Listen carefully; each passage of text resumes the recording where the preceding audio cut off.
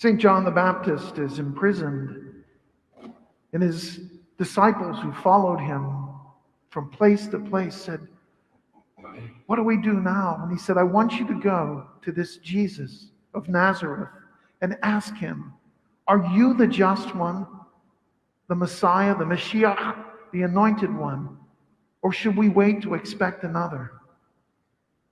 And Jesus, in answer, doesn't give him a direct answer. "Yeah, it's me." He says to him, "Go and tell John what you see, that the blind are able to see, that the lame are healed, that the mute are able to speak, and the deaf are able to hear. The good news is proclaimed." And they went back to John and gave him that message. When I first read this when I was younger, it made no sense. It's like, St. John the Baptist is his cousin. He had to know who he was. He baptized him in the Jordan 3 years ago. Sees the skies open and the Holy Spirit descend upon him. He had to know who he was. Why would he ask a question like that? I think the answer is that he wasn't doing it for the sake of himself. He was doing it for the sake of his followers. You see, many of the followers thought that John the Baptist was the Messiah, and they followed him. He just said in a reading a day or two ago, "I'm not the light. I come to bear witness to the light. I'm not even worthy to unfasten his sandals." He knew who Christ was. He wanted his followers to know without question that this was the one, the anointed one that God had sent. How did they know? By the way he lived his life, by the miracles that he worked, by the words that came forth from his lips. And even when those words were critical of people because they were doing the wrong thing, they were always spoken in love.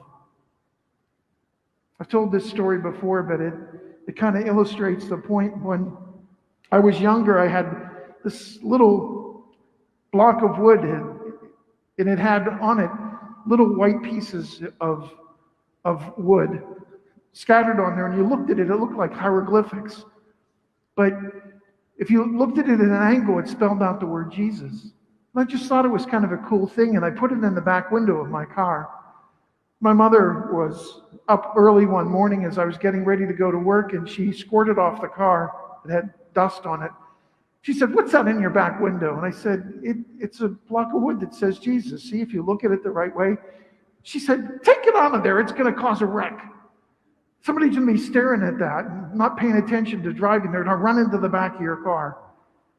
Why do you have it in there anyways?" I said, "Well, it tells people what I believe in." She said, "Shouldn't they know that by the way you live? Now get that out of your car before you cause a wreck." Mom's wisdom. But isn't it true? Just the way they knew that Christ was the Messiah, by the way he lived his life, by the things he did, by the things he said.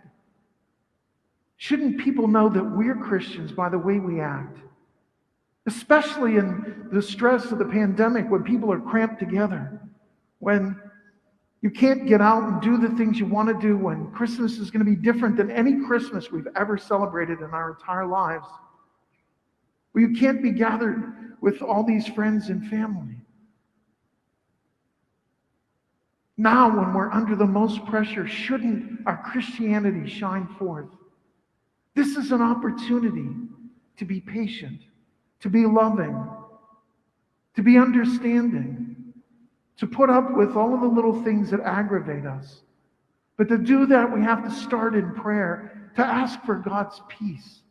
And if that peace comes and settles in our heart, nothing will shake us. Nothing will matter. In the end, if they passed a law that said it's illegal to be a Christian, we have to look into our hearts and ask, by looking at my life, would there be enough evidence to convict me?